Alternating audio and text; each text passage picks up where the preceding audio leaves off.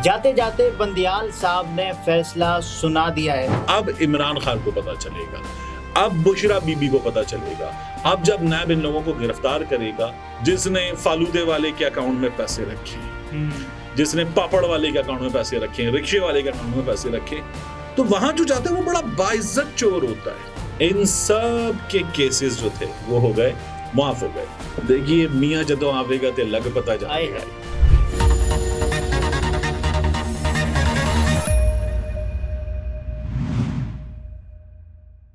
अस्सलाम वालेकुम, मैं हूं अब्दुल सत्तार। आप अलग न्यूज़ देख रहे हैं। तारिक मतीन हमारे साथ हैं। जाते जाते बंदियाल साहब ने फैसला सुना दिया है। कैदी नंबर 804 की जीत से लोग इसको ताबीर कर रहे हैं। और इसके अलावा जुम्मा मुबारक, ये मियाँ साहब के लिए अच्छा दिन नहीं होता वैसे। देखिए, और कुछ और सवालात भी हैं कि जुम्मा क्या बेहतरीन दिन होता है मियाँ साहब के लिए। नहीं, जुमा अल्लाह रब्बुल इज्जत ने ये फरमाया है कि दिनों का सरदार है, दिनों का सरदार है, तो जुमा बेहतरीन दिन है। जुमा ऐसे हो वैसे हो जैसे हो, जुमा बेहतरीन दिन है। तो जुमे की तो हम सबको जो है वो फजीलत का फायदा उठाना चाहिए। क्या अब इलेक्शंस होंगे और उसके अलावा क्या मियाँ साहब आएंगे? देखिए मियाँ जदों आवेगा ते लग पता जाएगा। ये तो नून लीग जो है वो खुद बार बार कह रही है। बहरहाल हुआ ये कि इन लोगों ने जो हुकूमत में आए थे, इमरान खान की हुकूमत गिरा के नैब तरामीम की, और नैब तरामीम करके इन सब के केसेस जो थे वो हो गए मुआफ हो गए। इसी तरह से इन लोगों ने तरामीम की एंटी करप्शन कवानीन में, और इन लोगों के मजीद केसेस मुआफ हो गए। ये हुआ था। इमरान खान के हवाले से अभी मैं देख रहा हूँ जियो पर, तो हामिद मीर साहब भी, कुछ और लोग भी ये कह रहे हैं कि अब इमरान खान को पता चलेगा, अब बुशरा बीबी को पता चलेगा, अब जब नैब इन लोगों को गिरफ्तार करेगा। तो पहले इन्होंने तरामीम के साथ नैब में रिमांड कर दिया था 30 दिन का, अब तो रिमांड होगा इन लोगों का वापस 90 दिन का। अब नियाजी को लग बता जाएगा। तो आज तारीख क्या है? आज तारीख 15 सितंबर। 15। तो नियाजी जो है वो 1 महीना 10 दिन तो ऑलरेडी जेल में गुजार चुका है। नियाजी की बहन आती हैं अलीमा खान साहिबा, वो बताती हैं कि वो जेल में एडजस्टेड है। नियाजी के वकील आते हैं, वो कहते हैं एडजस्टेड है। नियाजी की अहलिया आती है, वो कहती हैं ठीक है जेल में। तो अब तो नियाजी ने ये भी कहना शुरू कर दिया है कि मुझे अटक जेल से निकालकर अगली जेल पहुंचाने की जो बात है वो भी रहने दो। तो ये हो रहा है। तो वो जो 90 दिन है, अगर वो नैब की तहवील में होंगे, तो जो नैब का डिटेंशन सेंटर है वो लाहौर वाला हो या इस्लामाबाद वाला हो, वो बहुत बेहतर है। क्योंकि वहां जाता है कोई रोटी चोर और फल चोर और कोई दूध का डिब्बा चोर थोड़ी जाता है वहां जाता है वो जिसने 50 करोड़ से ऊपर का डाका मारा है। वहां जाता है वो जिसने अरबों का डाका मारा है, जिसने फालूदे वाले के अकाउंट में पैसे रखे, जिसने पापड़ वाले के अकाउंट में पैसे रखे, रिक्शे वाले के अकाउंट में पैसे रखे। तो वहां जो जाता है वो बड़ा बाइज्जत चोर होता है। उस चोर को सलाम करने को दिल चाहता है, उस चोर को पूछने जाता है सर मिल्क शेक पियेंगे, उस चोर से पूछा जाता है सर चिकन खाएंगे, उस चोर से पूछा जाता है कि सर मेन्यू में ये चीजें हैं, इसके अलावा कुछ खाना है तो बताइए। और उस चोर को जब निकालते हैं सेल से, तो सेल से निकालने के, अच्छा उस चोर का जो सेल है वो सेल होता है कुछ एक बहुत छोटे से कमरे की तरह, लेकिन उसमें एक मेज होती है, पहले से एक मेज होती है, एक कुर्सी होती है, एक सिंगल बेड होता है, सर पे पंखा होता है या दीवार पे वो लगा हुआ पंखा होता है। जो दीवार पे लगा हुआ पंखा है वो बड़ा फोकस पंखा होता है, बंदे के ऊपर हवा आ रही है बड़ी अच्छी, तो एसी की नीड भी कम हो जाती है। अच्छा, इस केस के मुतल्लिक बात करें कि जो नैब तरामीम चीफ जस्टिस, यार आप चोरों की इज्जत नहीं चाहते? नहीं, मैं इज्जत कर रहा था चोरों की। चीफ जस्टिस उमर अता बंदियाल समेत 2 जजेस ने मुस्तरद कर दी एक का इख्तिलाफी नोट। नैब तरामीम के तहत बंद होने वाली इंक्वायरी और मुकदमात बहाल करने का हुक्म नवाज शरीफ, शाहिद खाकान अब्बासी, यूसुफ रजा गिलानी और आसिफ जरदारी समेत कई अफराद के खिलाफ मुकदमात बहाल। राजा परवेज अशरफ के खिलाफ रेंटल पावर रेफरेंस भी बहाल किया जाए।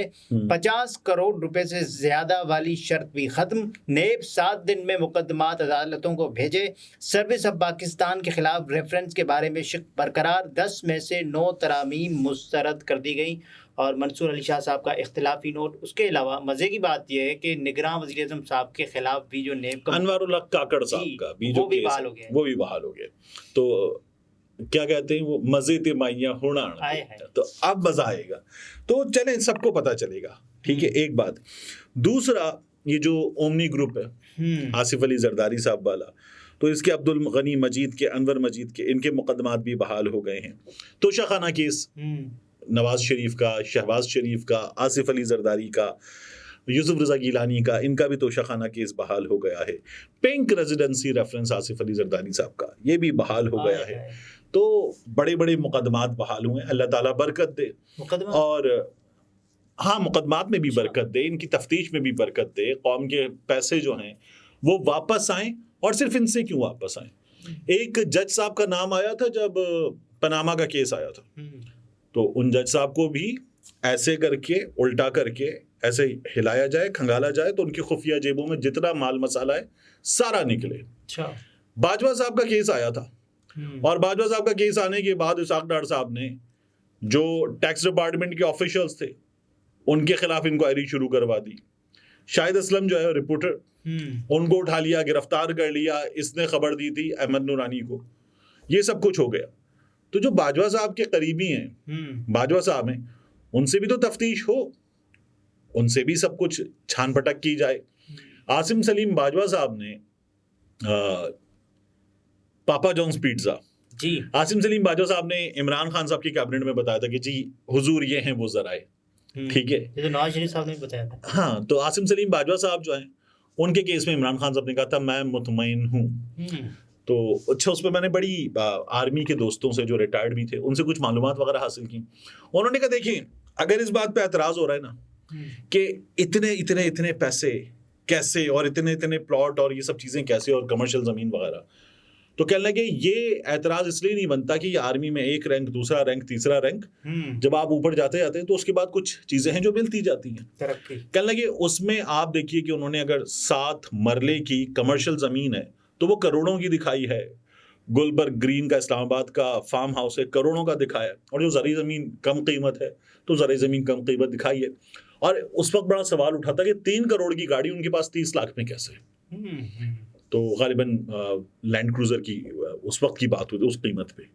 तो उसमें भी ये हुआ। उन्होंने कहा जी आर्मी जो है मेजर जनरल रैंक से ऊपर ये कीमत कम करके कि बाकी इदारा दे देगा, जिन लोगों की जान को खतरा होता है उनको ये गाड़ियां दे देती है। 100 बातों की एक बात, मियां साहब वापस आ रहे हैं। हाँ, अब ये बड़ा अहम सवाल है। मेरा ये ख्याल है कि अभी ख्वाजा आसिफ साहब गए हैं, कुछ और लोग गए हैं, एक चौधरी तनवीर साहब हैं, मुख्तलिफ लोग हैं, बैरिस्टर दानियाल, ये सब गए हैं ना, अभी और लोग जाएंगे, अभी और लोग जाएंगे, जाके मियां साहब से मिलेंगे, मुशावरत का सिलसिला बढ़ाया जाएगा। 21 तारीख बरकरार रहती है या नहीं रहती, अब ये देखना पड़ेगा इसके बाद। और इस साल की, ठीक है, इस साल के अक्टूबर की, हाँ ये अच्छा है। तो मेरा ये ख्याल है कि थोड़ा सा रिव्यू में जाएगा ये मामला, तो मियां साहब को अपना फैसला करने में आसानी होगी। क्योंकि होगा ये कि 2 चीज़ें, इसमें से बंदयाल साहब जो है निकल जाएंगे, क्योंकि बंदयाल साहब रिटायर हो रहे हैं। तो जब बंदयाल साहब निकल जाएंगे और मामला रिव्यू में जाएगा, तो अगर 3 रुकनी बेंच बनेगा और एक नए जज साहब आए जो मंसूर अली शाह साहब के हम ख्याल हुए, तो अभी मंसूर अली शाह साहब 1-1 पे, बंदयाल साहब निकल गए तो फैसला आ गया 1-1 पे, अभी 2-1 है, 1-1 पे आ गए। और अगले जज साहब अगर बंदयाल साहब के, मंसूर अली शाह साहब के हम ख्याल आ गए, तो फिर 2-1 हो जाएगा दूसरी तरफ। ठीक है, ये नजर सानी का एक मुमकिन नतीजा है। नजर सानी का दूसरा मुमकिन नतीजा जानने से पहले एक और चीज देख लीजिए कि काजी फायज ईसा साहब, ये जो बेंचेस की तश्कील वाला कानून है, इसको देखेंगे, इस पर फैसला करेंगे, फुल कोर्ट के साथ करेंगे, तो फिर अगर वो मंजूर हो जाएगा जो पार्लियामान ने कहा था, तो फिर बेंच बनेगा उन 3 जजेस की मर्जी से, जो काजी फायज ईसा साहब हैं, सीनियर जज हैं तारिक मसूद साहब और एजाजुल हसन साहब।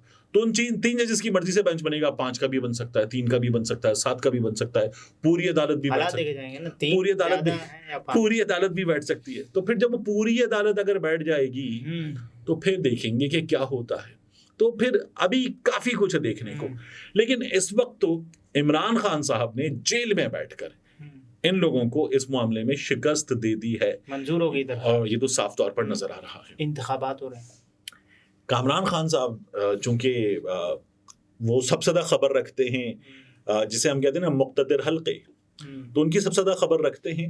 और कई बार ऐसा लगता है कि नवाजुद्दीन सिद्दीकी का एक डायलॉग है, तो कई बार वो लगता है, तो आप डायलॉग तक तो नहीं पहुंचे ना? नहीं, मैं अभी नहीं पहुंचा, आप आपसे आप नहीं पूछूंगा बाद में। पहुंचिएगा, बाद में पूछ लीजिएगा।